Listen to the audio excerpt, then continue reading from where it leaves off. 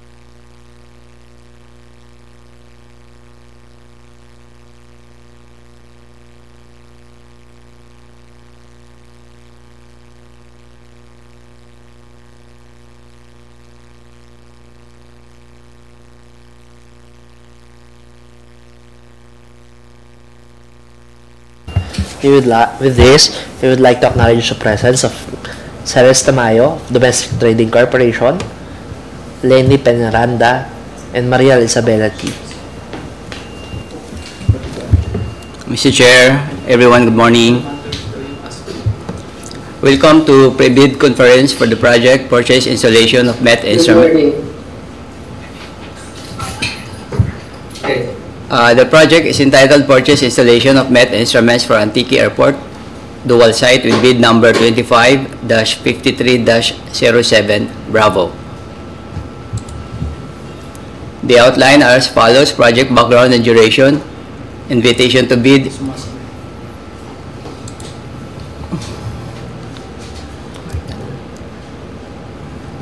may delay,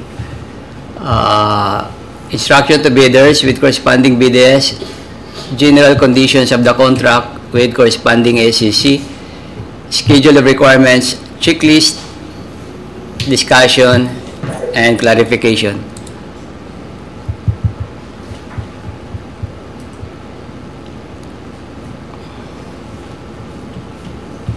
For the project background and duration,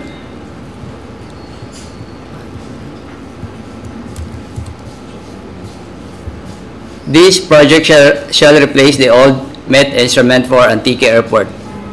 The scope of the project includes installation of a new MET equipment composed of meteorological sensor and display, data collection and telemetry system, meteorological equipment, power source, frangible 10-meter mast with lightning protection and obstacle light, provision of power cable, civil works, testing, and personal training. Project duration is 365 calendar days.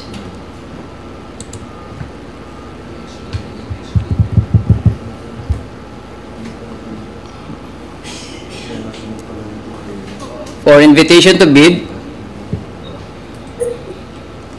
the Civil Aviation Authority of the Philippines, CAAP, through the CAAP Corporate Budget CY 2025 intends to apply the sum of 24,062,969 pesos and 56 centavos being the approved budget for the contract, ABC, to payments under the contract for the purchase installation of MET instruments for Antique Airport dual site.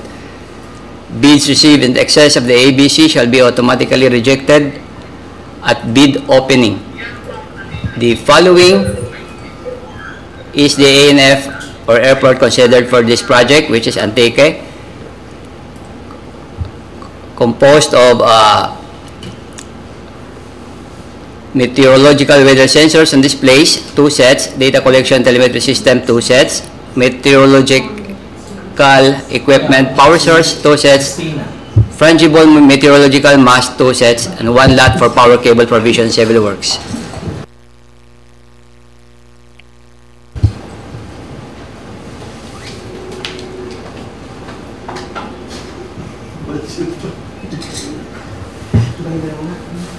Ituloy ko pa rin, sir, no? Yes. Okay. For project background and duration, the CAAP now invites bids for the supply, delivery, installation, integration, training, and testing of MET instruments for Antique Airport dual site.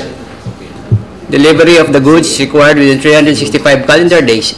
Bidders should have completed within 5 years from the date of submission, receipt of bids, contract similar to the project. Bidders shall provide proof certification issued by airport authority that the offered equipment have been installed in airports from 3 different countries other than the country of origin where the offered equipment is manufactured, and the original equipment manufacturer of the equipment shall have been in the manufacturing business of MET instruments for at least the last 10 years. The description of an eligible bidder is contained in the bidding documents, particularly in Section 2, Instructions to Bidders. Interested bidders may obtain further information from CAAP and inspect the bidding documents at the address given as shown. Complete set of bidding documents may be acquired by interested bidders on July 15, 2025 from the address below, and upon payment, the address to be shown in the next 2 slides, and upon payment of the applicable fee for the bidding documents pursuant to the latest guidelines issued by the GPPB in the amount of 25,000, exclusive of any and all taxes imposed by relevant government agencies. The procuring entity shall allow the bidder to present its proof of payment for the fees presenting the official receipt. The Civil Aviation Authority of the Philippines will hold a pre-bid conference today at CAAP. Bids must be duly received by the BAC Secretariat through manual submission at Civil Aviation Authority of the Philippines on or before August 13, 2025 at 9:30 a.m. Late bids shall not be accepted. All bids must be accompanied by a bid security in any of the acceptable forms and in the amount stated in the ITB Clause 14.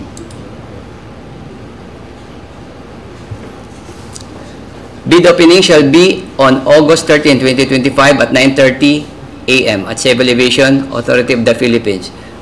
Bids will be opened in the presence of the bidders' representatives who chose to attend the activity.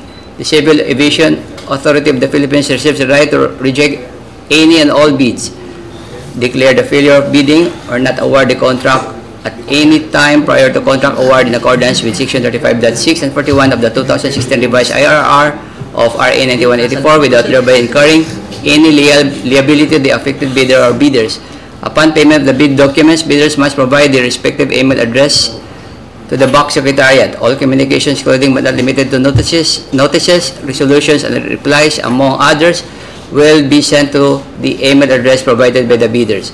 The date when such email was sent shall be considered the date of receipt of the bidders for purposes of complying with the requirements under RA 9184. Bidders must also check the PhilJEP's website, CAAP website, and BAC Secretariat for any bid bulletins and announcements related to the bidding. For further information, please refer to the slide as shown.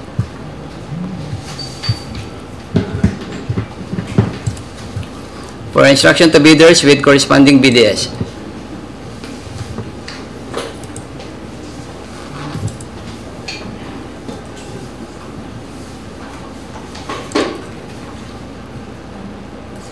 Scope of bid: the procuring entity, Civil Aviation Authority of the Philippines, wishes to receive bids for the purchase installation of MET instruments for Antique Airport dual site with bid number 25-53-07. Bravo. Funding information: the GOP through the source of funding as indicated below for CY 2025 in the amount of 24,062,969 pesos and 56 centavos.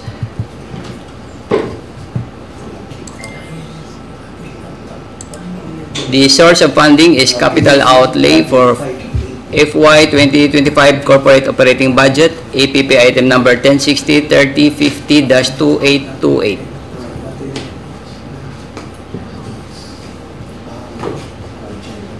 Bidding requirements. The bidding for the project shall be governed by the provisions of RA 9184 and its 2016 revised IRR, including its generic procurement manuals and associated policies, rules, and regulations as the primary source thereof, while the herein clauses shall serve as the secondary source thereof.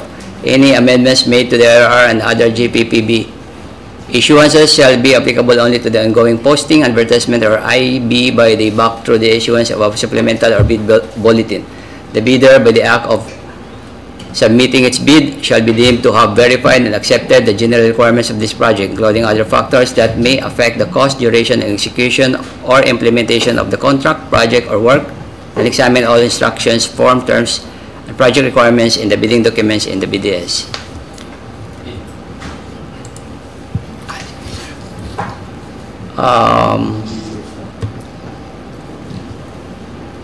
For eligible bidders for this purpose, similar contracts shall refer to supply, delivery, integration, testing of meteorological equipment completed in the last 5 years to the deadline for the submission and receipt of bids. No further instructions for this.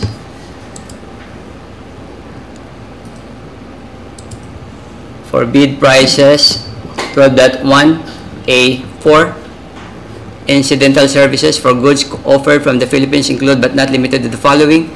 All expenses for the processing of permits and licenses shall be part of the price schedule of the equipment. Provision, installation of cables, grounding, surge protection, other additional auxiliary electrical adapters, signal converters, connectors, components, fixtures, interface fittings, mounting kits, cable management, etc.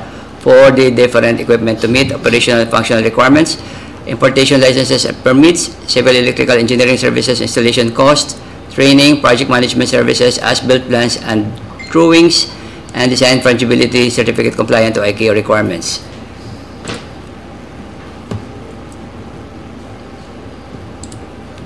For 12.1B, 2 incidental services for goods offered from abroad include but are not limited to the following.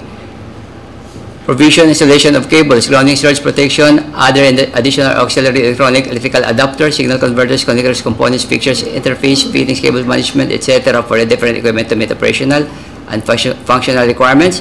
Export licenses and permits, engineering services required to design and configurations, equipment installation costs, training and related documents, related equipment test, site technical training to be conducted by certified authorized technical personnel, installation, operational maintenance, and other forms of manual system circuit diagrams, design fungibility certificate compliant to ICAO documents. For bid security, the bid security shall be in the form of bid securing declaration or any of the following forms and amounts. A, the amount of not less than 481,259 pesos and 39 centavos. If bid security is in cash, cashier's manager's check, bank draft guarantee, or a revocable letter of credit. B, the amount of not less than 1,203,143 pesos 48 centavos if bid security is in the surety bond.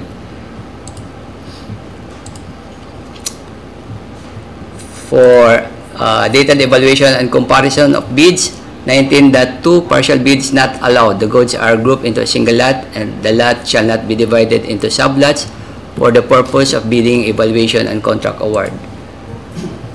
For post-qualification, the contractor shall be responsible for securing all necessary permits and appropriate licenses.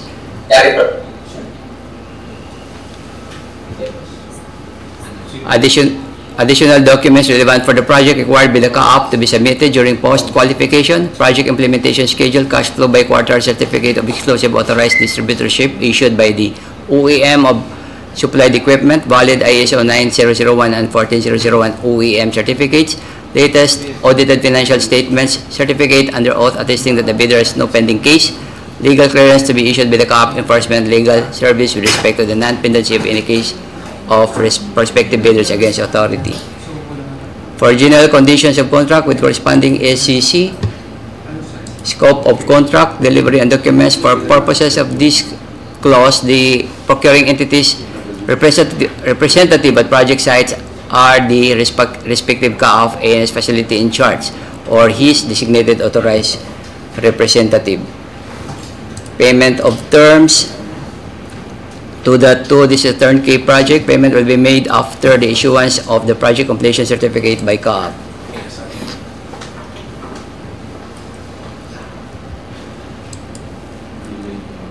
For inspection and tests, the inspections and tests to be conducted shall be the following: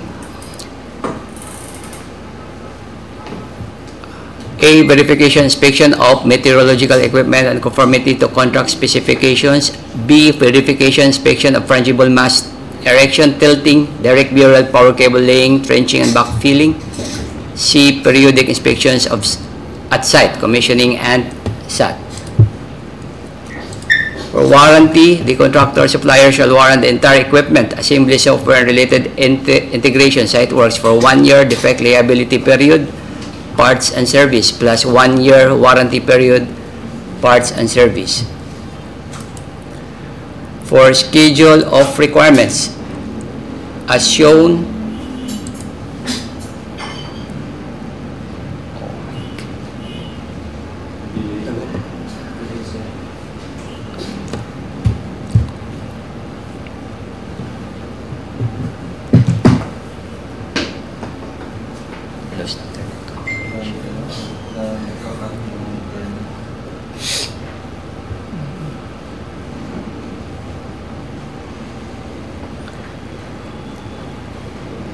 for item number 1, meteorological sensor and display, 2 sets and its associated components: wind speed and wind direction sensors, temperature, relative humidity sensor with radiation shield, 1 sensor per airport, barometric pressure sensor, 1 sensor per airport, shielded connection cable minimum 10 meters, DOST Pag-asa certification of MET sensors, accessories, connectors, configuration tool, and mounting kits, operation maintenance technical manuals in English language, including diagrams, aviation weather display, complete with data panel display, 1 display per airport, wind panel display, 1 display per airport, power supply, UPS, communication cable, accessories, mounting kits, testing, and personal training. 2 sets for item 2, data collection and telemetry system, and its associated components: data logging system, stainless steel enclosure with NEMA 4, lightning arrestor, surge protection, mounting hardware, UHF communication radio systems, complete with UHF radio transceivers modem, UHF radio transceivers modem, so both with for FSS building and runway sensors, UHF directional antenna systems, UHF antenna cable, lightning arrestor, surge protection device, cabling interface, UHF frequency licenses, operation and maintenance manuals, accessories, connectors, and mounting kits, testing, and personal training. For item 3, meteorological equipment power source, 2 sets. Components are solar power system, 12 volt DC 52 ampere hour minimum batteries, battery regulator equivalent, battery fuse and over voltage protection device, AC/DC power supply, surge protection device, cabling interface, mounting hardware, mounting kits, and accessories, testing, and personal training.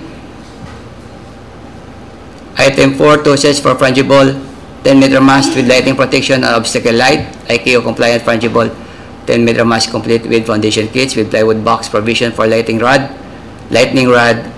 passive lightning rod, LED obstacle lights, universal mounting arm for wind sensors, accessories, connectors, and mounting kits, testing, and personal training. Item 5, 1 lot for power cable provision and civil works, includes direct earth burial, power cable, civil works for the installation of DEB power cable, excavation jobs, cable laying, sand bedding, backfilling, compacting jobs for Enchilo caution tape.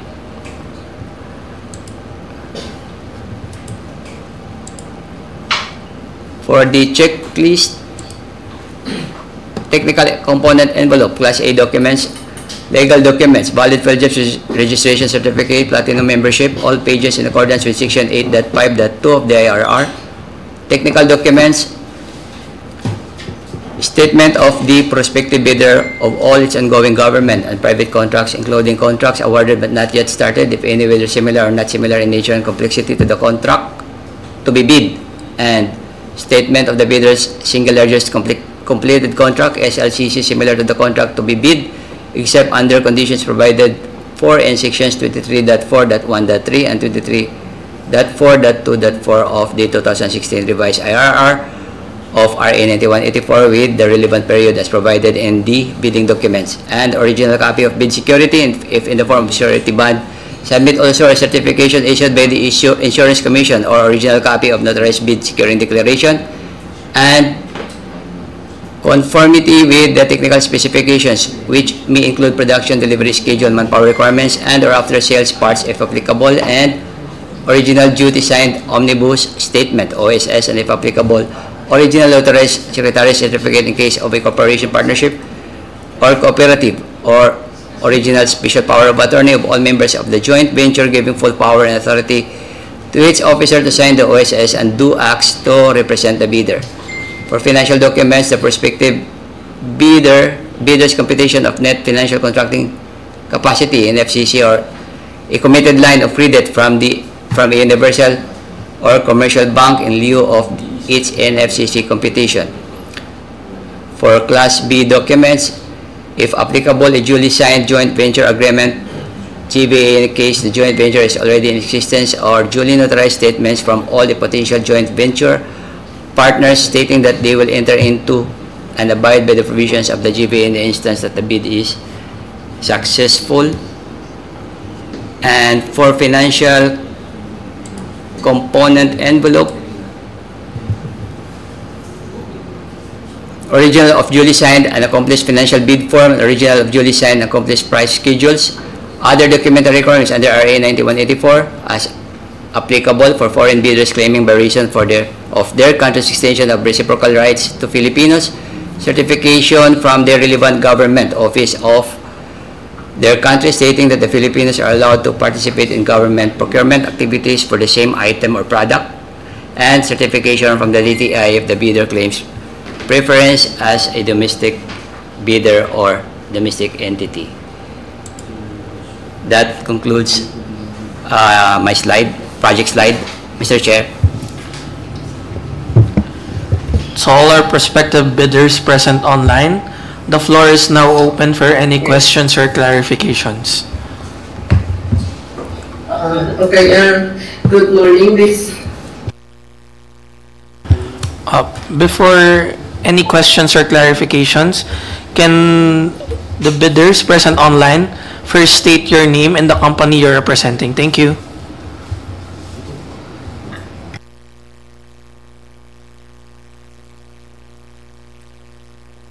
Okay, hello?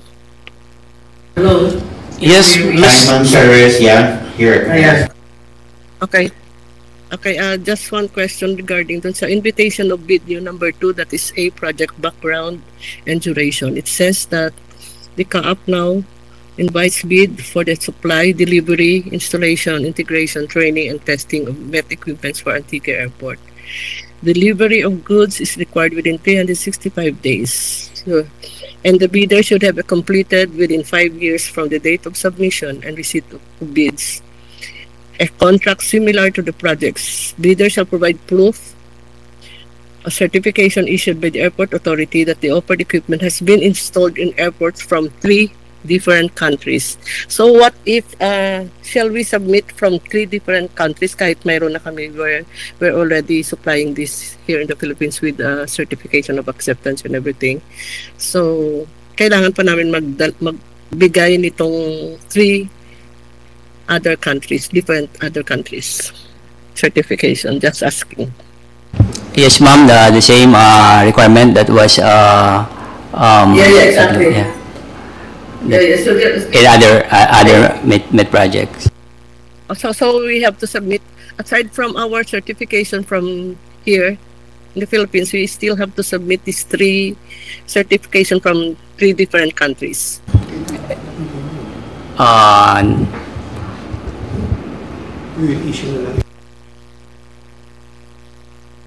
Ayun. Hindi, it's okay lang kung if I just want to clarify kasi baka di namin baka makalimutan namin ilagay. Just want to clarify that this is still needed.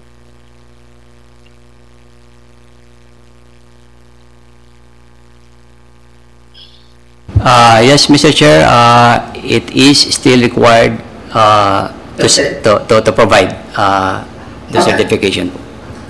Okay. Thank you. Okay, thank you. You're welcome, Mr. Chair. Any other questions or clarifications from our prospective bidders? So, if there is none, we can formally close this pre-bid conference, and we would like to remind our prospective bidders that they can still submit their written questions or clarifications 10 calendar days prior to the opening of bids. Okay. Thank you. Okay, thank you, ma'am. Thank you for participating for today's pre-bid conference. Thank you. Okay, you are now excused.